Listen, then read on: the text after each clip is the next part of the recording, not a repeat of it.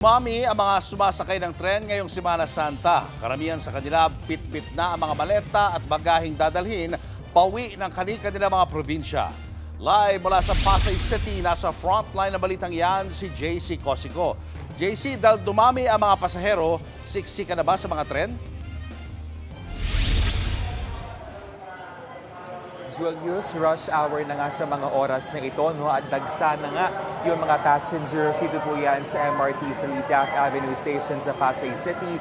Ang ilan nga po sa kanila sumakay ng tren papunta nga sa mga terminals para nga makauwi sa kanilang mga probinsya ngayon pong Holy Week. Umaga pa lang, wala nang patid ang pagdating ng mga commuters sa MRT 3 Taft Avenue Station.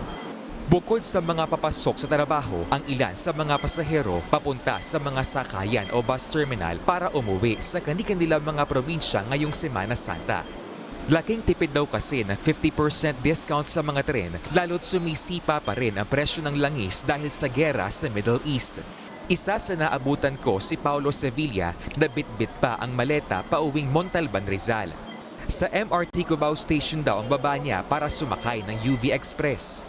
Malaki na titipid mo sa pamasahe. Discounted na sa 12 pesos. Noon 24 pesos. So 12 pesos pwede. Yung additional 12 pesos pwede yung paulit ipambalik dito. Pakalookan naman ang seminaristang si John Kirby Pakarangan. Okay lang daw makipagsiksikan sa tren basta makatipid sa pamasahe.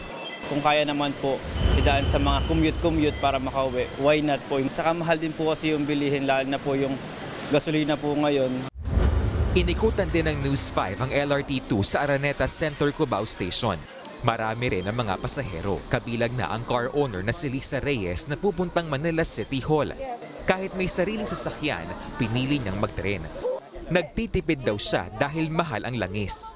I park Gateway 1 underground. Mas mabilis, tapos walang traffic. Saka mahal ang gas, it's faster and it's cheaper. Ang rider namang si Nilo Daulong, commute rin muna mula Rodriguez Rizal pa Maynila para menos gastos. Sana yan na lang kasi ganito na talagang sitwasyon sa ngayon. Kailangan na talaga mag-sacrifice. We pray nga magbalik na sa normal. Mula nang magka 50% discounted fares sa mga tren, dumami ang mga sumasakay rito. Sa datos ng MRT3, umakyat sa halos 450,000 ang bilang ng mga pasahero sa unang linggo ng 50% discounted fare noong March 23 hanggang 29. Higit 20,000 mas mataas yan kumpara sa naunang linggo.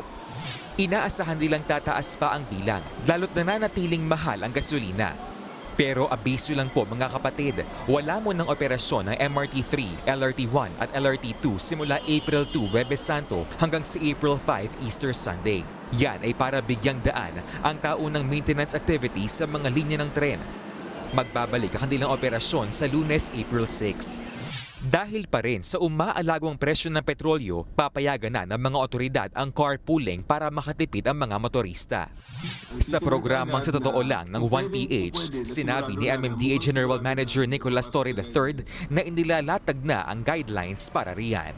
Ang isang tinitingnan lang kaagad natin, yung mga sektor, yung mga ruta na underserviced. So ngayon, paluluwagin temporarily ng LTFRB ang requirement short of giving franchise. So, number one, ang titinan kaagad na pupwede na sigurado na mukhang sigurado na maipapasok sa guidelines, company-owned vehicles. Julius, walang operasyon ang Philippine National Railways o PNR this coming Good Friday, April 3 hanggang sa Black Saturday, April 4. Para rin po yan sa maintenance activities. Magbabalik po yung kanilang operasyon come Easter Sunday, April 5. At habang wala pong operasyon, yung mga tren ay tuloy-tuloy po ang operasyon naman ng EDSA Bus Carousel. Julius. JC, paano makakaapekto ang posibleng libreng sakay sa mga bus sa araw-araw na sitwasyon dyan sa MRT?